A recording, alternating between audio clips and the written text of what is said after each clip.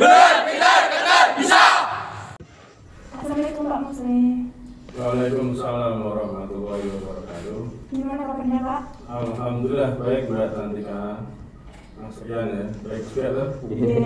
Sehat selalu ya. Nah teman-teman, kali ini kita sudah bersama dengan Pak Muslim. Dan kali ini kita akan membahas sisi lain dari Pak Muslim. Sebelumnya Pak Muslim ngersake kopi nopo teh? Kalau kopi ada, teh ada, saya minta susu. Kopi susu ada. Nah, kopi plus susu. Ini juga akses juga ya.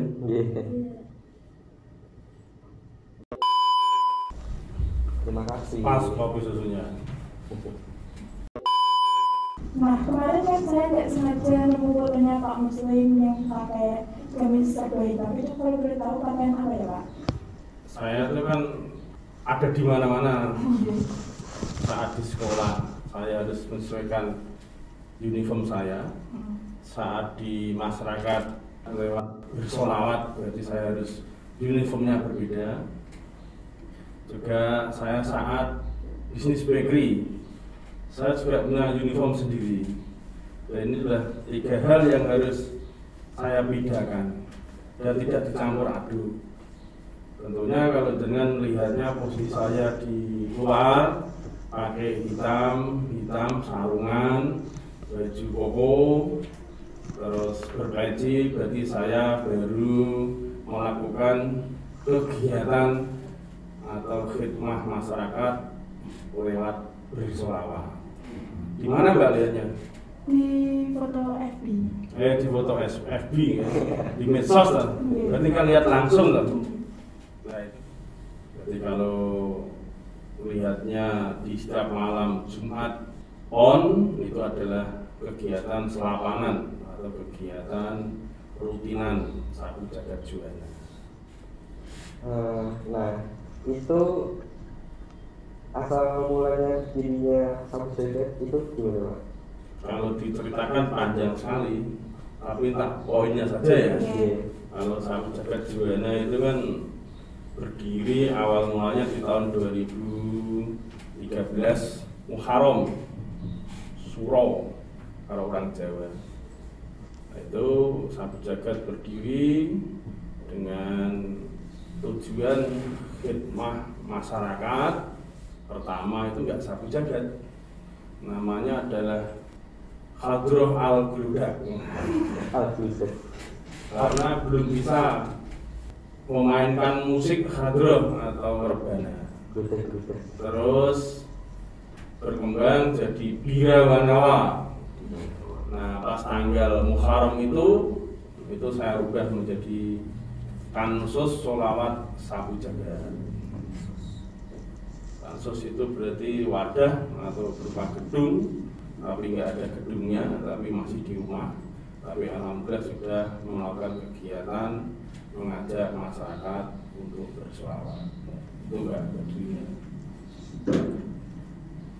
Terus kalau boleh tahu peran Sabu Jagat di masyarakat itu seperti apa Pak? Kalau kegiatannya ada rutinitas, di mana rutinitas itu kita lakukan setiap malam Jumat PON. Alhamdulillah berjalan terus di kondisi COVID ini tetap eksis, tapi dibatasi khusus jamaah dalam kota dan prokes diutamakan. Peran yang lain sesuai dengan kondisi kebutuhan masyarakat. Saat musim kekeringan, Sabu Jagat berperan untuk membagikan air. Bahkan tidak hanya di Juwana saja, ke Jaken, ke Cakwangi, ke Jakenan, area-area yang terkena kekeringan, tentunya itu. Dan ada lagi khidmah dengan masyarakat lainnya, yaitu contoh berbagi takjil di bulan suci Ramadan di Kecamatan Batangan, Kecamatan Jaken, Kecamatan Jakenan, dan khususnya di Juwana. Dan pengembangan lagi mungkin nanti juga di Cakwangi, Winong, Kerangkil, dan sebagainya. Kalau dulu zaman sekolah, Pak Musleh suka kegiatan apa selain di sekolah? Kalau kegiatan itu sejak saya masuk di SLTP itu sudah mulai aktif kegiatan. Kalau dulu saya senangnya voli. Dulu saya kan bodinya enggak kayak ini ya, yang BB-nya 115. Dulu saya sispek. Ya. Dulu saya itu atlet voli sebenarnya. Karena ini sudah nggak pernah voli ya, jadi bedah ini. Saya kalau di usia SLTP senangnya voli, terus sepak bola, dan di tingkat SLTA saya sudah pemain junior klub di divisi Prodedi. Saya aslinya Prodedi. Ya, divisi Prodedi itu tempat pelatihan voli khusus. Saya termasuk atletnya. Terus kalau boleh tahu dulu Pak Musleh pas waktu kuliah apa saja yang dilakukan Pak? Sama, namanya seusia-usia remaja menginjak dewasa, tentunya juga ada hal yang baik, ada hal yang buruk, itu manusiawi. Dulu zaman di SMK atau STM saya ketua OSIS. Kalau di universitas saya ikut himpunan mahasiswa jurusan teknik mesin dulu di IKIP Semarang, sekarang UNES. Dan di Fakultas Teknik saya membidangi keolahragaan. Jadi komisi B kalau nggak salah ya, olahragaan. Ya, dengan adanya kegiatan itu ada sisi positif yang saya petik. Tentunya saya punya teman yang banyak, dan tidak hanya itu saja, ada poin-poin yang itulah cara mencari ilmu dengan lewat berorganisasi. Jadi macam-macam, dengan banyak teman dan karakter yang macam-macam, saya bisa melihat si A ini karakternya, si B karakternya ini. Itu barokahnya ikut organisasi. Makanya ikut organisasi, mantap. Ya, kamu harus semangat berorganisasi, khususnya di bidang organisasi siswa intrasekolah, OSIS itu ada. Tidak hanya OSIS saja, di desa Karang Taruna harus ikut, wajib hukumnya. Untuk apa? Memperkuat karakter kalian, memperkuat pengetahuan, wawasan dan lain sebagainya. Saya yakin ada hikmah di balik itu. Nah, tadi Pak Musleh kan bilang warna hitam. Filosofi dari warna hitam itu apa? Sebetulnya hitam dan putih itu bagian daripada warna, yang satu gelap, yang satu terang. Kalau di filosofi warna hitam itu kan, kalau warna hitam khususnya itu tidak mudah dipengaruhi warna yang lain. Contoh, dengan warna hitam itu saya yakin di warna hitam punya prinsip yang kita adopsi atau kita filosofikan. Kalau orang yang punya warna hitam itu tidak mudah dipengaruhi, lalu bisa mendengar, bisa melihat, bisa mengevaluasi, bisa dan lain sebagainya. Itu bagian daripada, tapi di jual itu punya prinsip yang kekeh. Ini prinsipnya yang lebih baik. Dan tidak mudah goyah, tidak mudah dipengaruhi. Kalau kamu warnanya putih, yang mudah dipengaruhi, tetapi tidak semuanya ya mewarnai itu kan.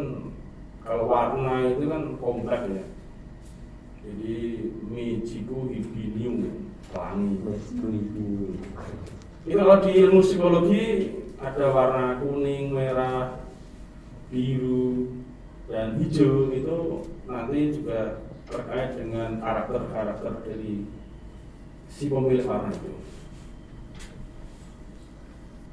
Tadi kan Pak Musleh bilang kalau usaha bakery itu usahanya mulai kapan Pak?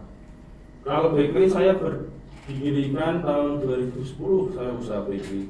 Hasil dari perjuangan dulu saya di saat kuliah juga mendalami kewirausahaan. Terus tamat kuliah saya ikut marketing. barokah jadi marketing, saya punya produk dan bisa memarketing sendiri. Begitu pula tujuan dari pembuatan bakery usaha itu kan untuk menopang kehidupan di masyarakat. Mohon sewu, zaman sekarang kalau kegiatan itu membutuhkan keuangan. Iya tak? Kamu sekolah butuh keuangan, kamu bergerak kemana butuh keuangan. Penting tapi tidak tujuan. Penting tapi tidak tujuan ya. Beda dengan penting dan bertujuan nanti lain. Penting, yang tujuannya apa? Pentingnya dicari. Tujuannya apa? Untuk bermanfaat lagi kegiatan-kegiatan.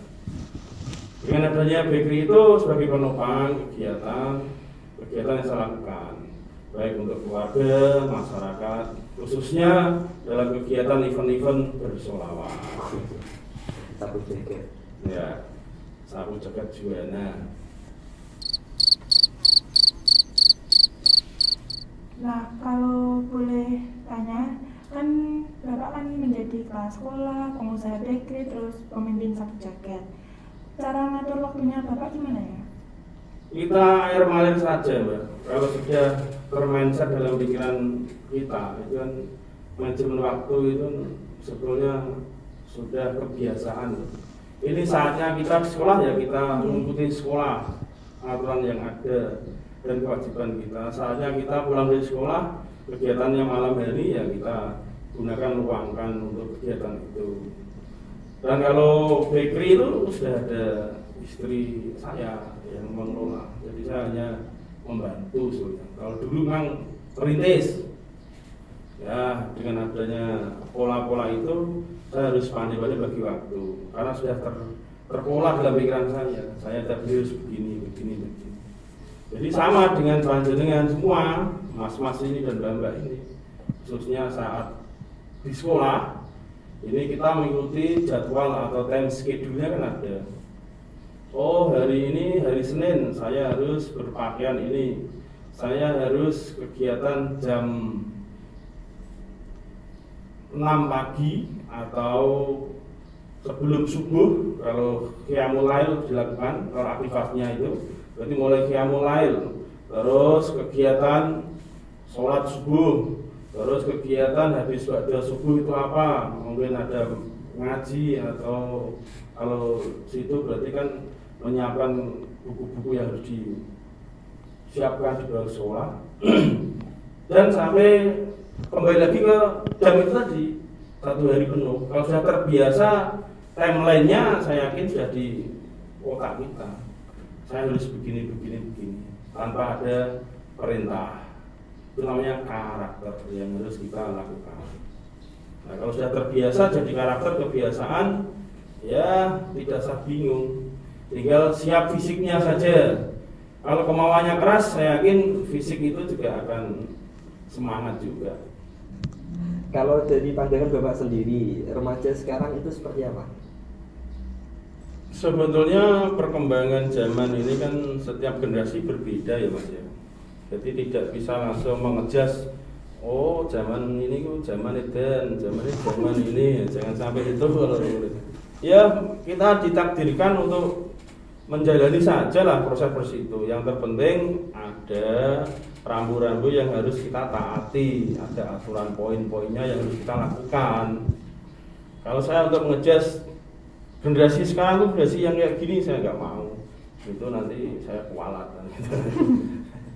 Yang pentingnya adalah kita membimbing, ya, terus mengarahkan, memberi motivasi. Itu bagian daripada tugas kita sebagai orang tua ke generasi.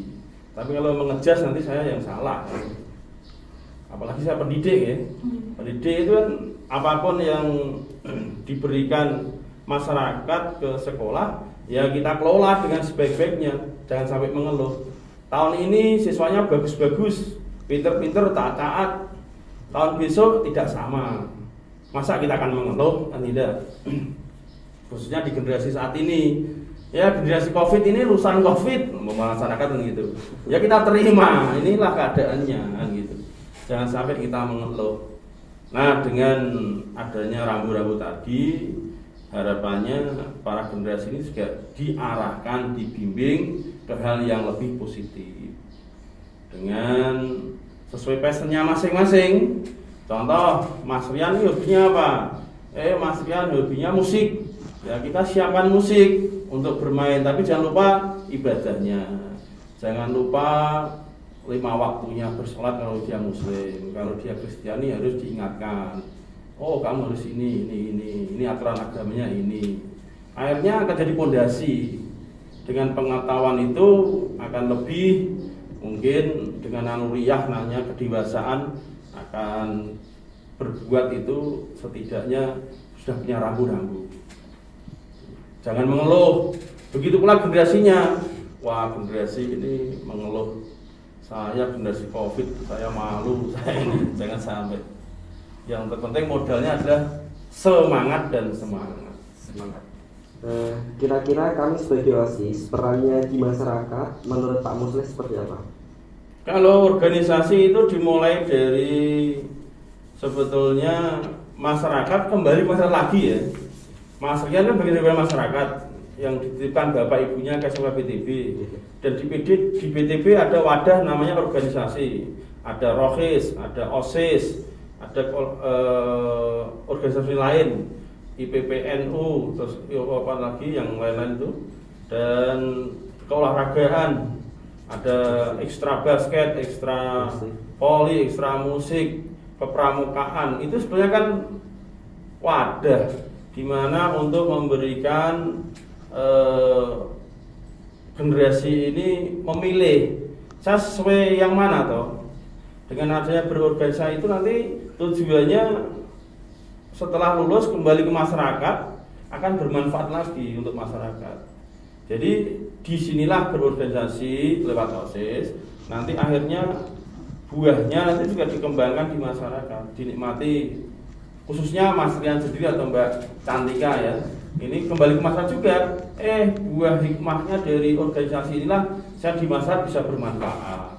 Saya tadinya canggung, sekarang bisa canggung menghadapi masyarakat. Kan itu. Nah, di masyarakat apa saja sebetulnya yang dibutuhkan? Kan itu pertanyaannya. Masyarakat itu sebetulnya yang dibutuhkan ya satu sisi adalah kalau keterampilan tentunya setiap manusia butuh keterampilan. Tapi jangan sampai kita terlena dengan akhlakul karimah, budi pekerti, dan nilai-nilai yang positif, sopan santun, andap asor, orang Jawa itu ya. Itu yang dibutuhkan. Sebagai generasi, khususnya sebagai ketua OSIS atau anggota OSIS, pelopor di sekolah, masa di masyarakat berbuat yang jelek, kan gitu. Pertanyaannya adalah bagaimana saya harus memposisikan di masyarakat biar bermanfaat. Ada khairun nas anfa'um linas, sebagai manusia bermanfaat bagi manusia lainnya. Tidak hanya di masyarakat saja, tapi di lingkungan yang lainnya juga. Artinya kalau punya komitmen seperti itu, saya yakin sudah naluri nanti, sudah kebiasaan. Kalau kamu sekolah, Mas Rian dan Mbak Cantika sopan santunnya bagus, saya yakin di rumah juga bagus. Tidak hanya di sekolah saja kan. Sama gurunya mencium tangan, masa sama orang tua nggak mencium tangan? Kan ya nggak bagus ya. Otomatis akhlak itu ya dibawa. Sekarang kita masuk ke sesi game jawab cepat. Nanti Pak Musleh jawab dengan cepat. Terus dengan kecepatan itu penilaiannya bagaimana ini?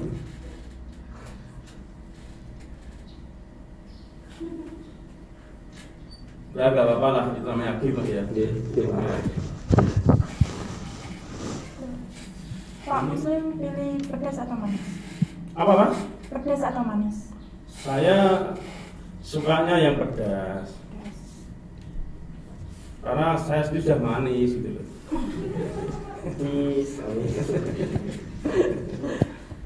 Terus pilih bubur diaduk atau tidak? Saya senang diaduk. Kalau tidak diaduk kan monoton. Minuman berasa atau air putih? Saya suka air putih yang hangat. Tambah hangat harusnya. Terus motoran atau naik mobil? Saya suka motoran. Karena saya dekat lajunya. Beda dengan Pak Agung yang dari jauh. Terus Pak Musli pilih kipas angin atau AC? Saya senang kipas angin. AC ya senang tapi jarang. Selfie atau difotoin? Saya suka difoto orang. Difoto. Karena saya higienik gitu loh. Kalau selfie itu ya temporer lah. Terus pilih buah atau sayur? Saya suka sayur. Sayur.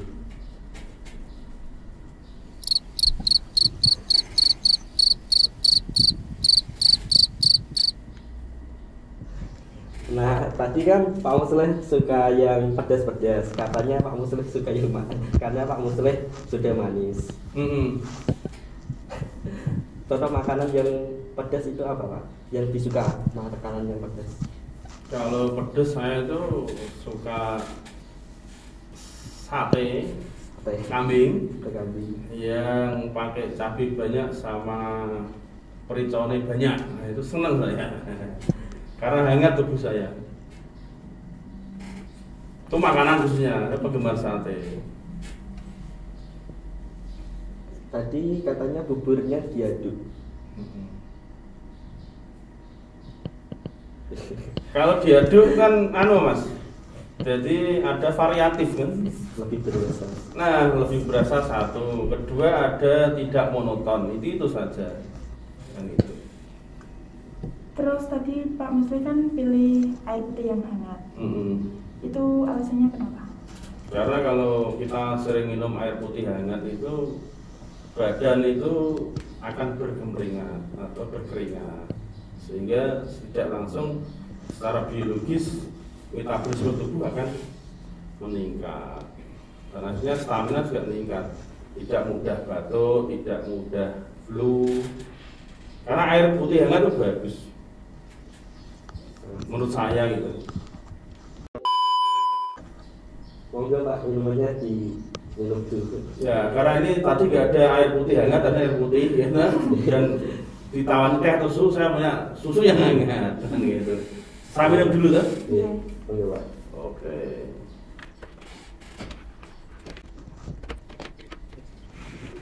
Wah, enak Mas ya. Jaga ngopi. Terima kasih Pak ya. Makasih guys. Semoga barokah.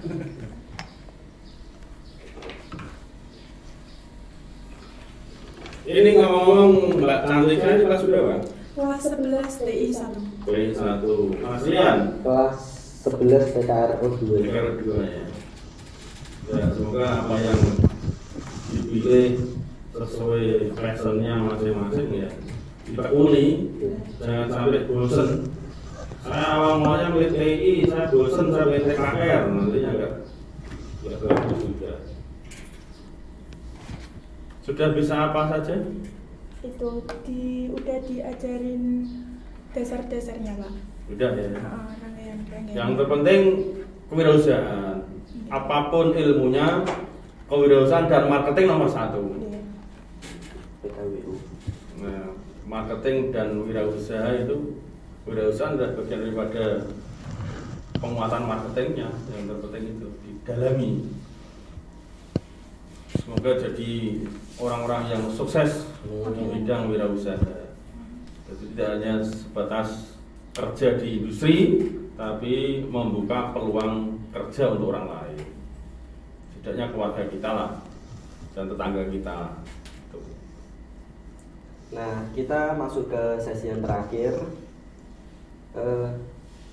Harapannya untuk OSIS SMK Bina Tunas Badi Juwana apa Pak? Kalau saya menuntutnya lebih bagus, berinovasi, berkreativitas, dan implementatifnya yang terpenting. Organisasi kan butuh orang yang kober, orang yang mau, dan orang yang semangat. Itu modal utama. Kalau di organisasi sudah ada yang semangat, ada yang mau, tinggal buat program yang untuk mendukung ya, kegiatan itu berjalan, direncanakan program-program itu, program kemasyarakatan, program internal sekolah, program dan mendukung kegiatan sekolah yang ada.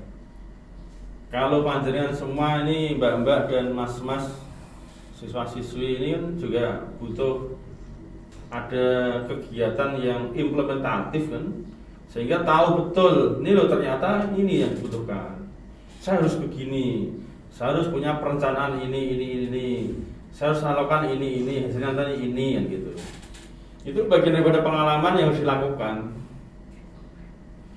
Karena implementasi itu juga dibutuhkan semangat dan kemauan tinggi untuk mewujudkan. Kalau masalah sukses dan tidak sukses itu nanti hak Allah Ta'ala, hak kita, gitu. Yang penting kita jalani prosesnya dulu.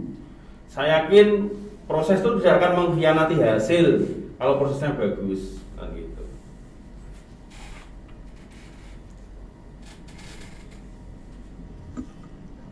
Terus di ulang tahun sekolah nanti punya rencana kegiatan apa Pak? Kalau di masa pandemi COVID ini kan juga tentunya tidak boleh mengadakan kegiatan yang menimbulkan massa banyak.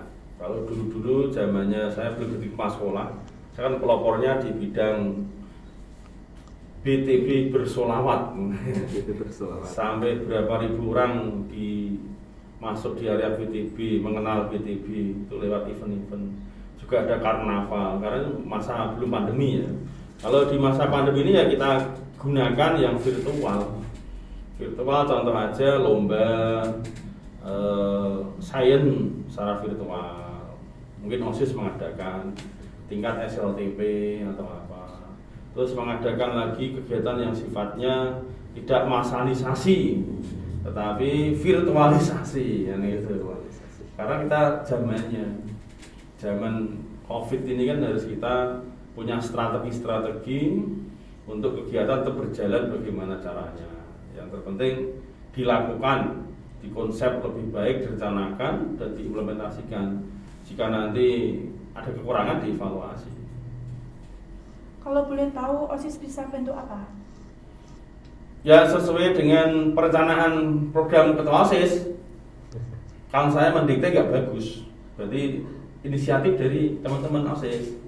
Bagaimana mau membuat program kegiatan apa yang sesuai dengan saat ini di COVID ini. Tentunya juga mendukung program sekolah. Karena Mas Rian dan Mbak Cantika kan dulu alumni SLTP mana, mungkin bisa menginformasikan, memberikan solusi.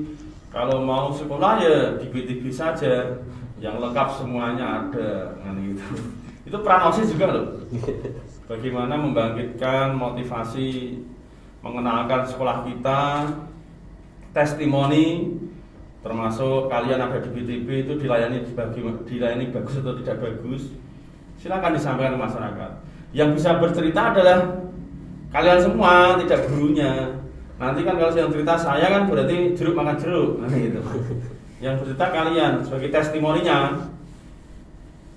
Bisa-bisa juga, ini loh saya yang dulu SMA BTB, mantan OSIS tahun sekian, kan gitu. Nanti Mas Rian mengalami, saya bisa kayak ini karena dulu sekolah di BTB, dibimbing, diarahkan, dan saya bisa bekerja karena berkat doa semuanya yang ada di keluarga, di sekolah.